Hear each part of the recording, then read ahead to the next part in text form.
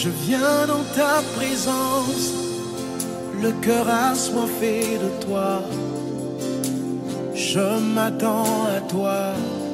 Je suis le révérend prophète Jean-Olivier Audou, pasteur principal de l'église Foursquare, Cité de Gloire. Frères et sœurs, que la grâce et la bénédiction de l'Éternel soient le partage de chacun de vous. Par la providence de Dieu qui s'exprime au sein de notre organisation, l'église Foursquare de Côte d'Ivoire, j'ai donc l'opportunité de pouvoir m'entretenir avec vous en ce 8e jour du jeûne international qui donne donc à toutes les églises Foursquare dans le monde entier d'être dans la prière et la méditation de la parole de Dieu afin de voir la main de Dieu se manifester encore davantage au sein de notre merveilleuse organisation. Que Dieu donc soit béni pour ce moment de méditation que nous avons. Nous avons aujourd'hui à méditer sur le livre de Matthieu, le chapitre 6, à partir du verset 13. Nous devons savoir que notre thème, donc le texte de notre méditation, est tiré de la prière modèle que le Seigneur Jésus enseigne à son peuple. Donc au verset 13, il est dit dans cette prière que le Seigneur Jésus nous demande de faire à Dieu: ne nous induis pas en tentation, mais délivre-nous du malin, car c'est à toi qu'appartiennent dans tous les siècles le règne, la puissance et la gloire. Amen. Donc si je veux dire, quel est l'enjeu donc de cette requête que le Seigneur demande que nous puissions avoir dans la prière que nous élevons vers Dieu? Ne pas tomber dans la tentation. Et donc le plus important, c'est de chercher à savoir qu'est-ce que la tentation. La tentation, quand nous voyons le Larousse, la tentation est définie comme l'attrait vers quelque chose de défendu par une loi morale ou religieuse, l'incitation au péché ou à la révolte contre la loi divine. Donc, dans cette requête que nous demandons à Dieu, il est comme lui fait mention à Dieu de nous aider à ne pas tomber dans le péché, de ne pas nous écarter de lui, de ne pas véritablement marcher de façon contradictoire à sa voix et à sa volonté. Car si nous nous opposons à Dieu, nous tomberons en disgrâce, nous serons arrachés donc de sa grâce et de sa faveur. La Bible dit en Romains 3, le verset 23, « Tous ont péché et sont privés de la gloire de Dieu ». Donc, il est important dans la prière que nous puissions demander à Dieu de nous aider. Et la Bible déclare qu'il a les capacités de pouvoir nous aider, car dans ce verset, il est dit « c'est à lui qu'appartiennent le règne, la puissance et la gloire au siècle des siècles ».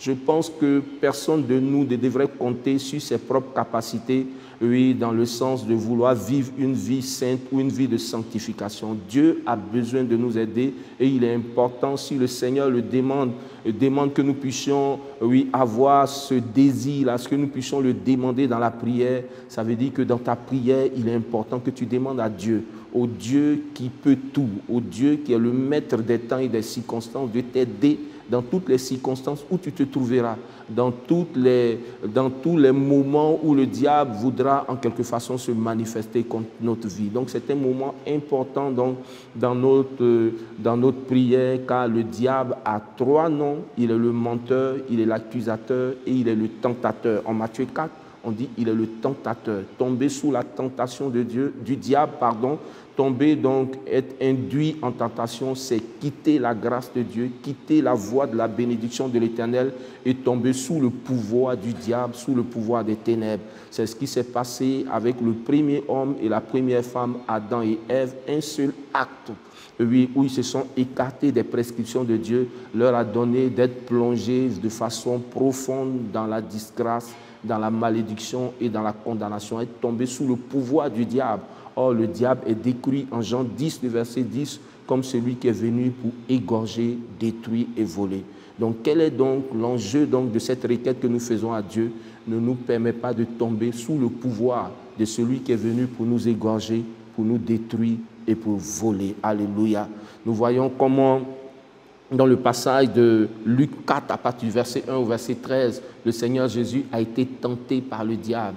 Oui, le diable est venu pour le tenter sous ses différents attraits, d'abord par la convoitise de la chair, devant la faim qu'il éprouvait dans le moment de jeûne, il n'a pas succombé donc à cette tentation. Ensuite, l'orgueil de tous les biens, de tout ce que la richesse pouvait lui apporter, il n'a pas succombé donc à tout cela.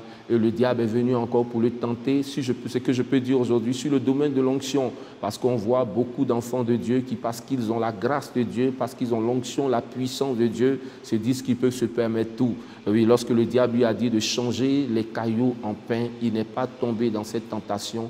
Et donc, c'est important pour nous de demander dans la prière que Dieu nous aide à ne pas tomber dans la tentation. Je voudrais donc nous conduire donc dans ce temps de prière, oui, afin que tu demandes à Dieu, oui, élevons la voix, demandons à celui à qui appartient le règne, la puissance et la gloire au siècle des siècles, de nous libérer, de nous protéger de tous les plans de tentation dans lesquels le diable voudrait que nous puissions tomber afin de pouvoir agir, afin de pouvoir détruire notre vie.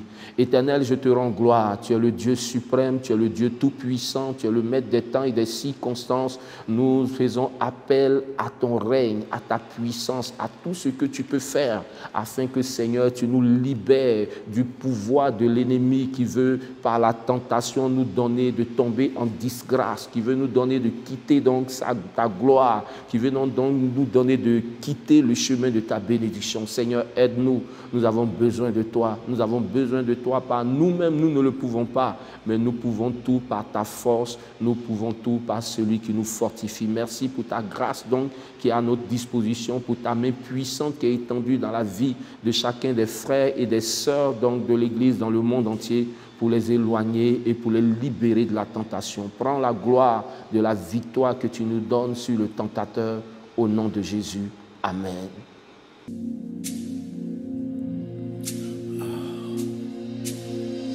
Comme une biche soupire après des courants d'eau, ainsi mon âme soupire après toi. Oh Dieu, mon âme a soif de toi. Je viens dans ta présence, le cœur assoiffé de toi. Je m'attends à toi.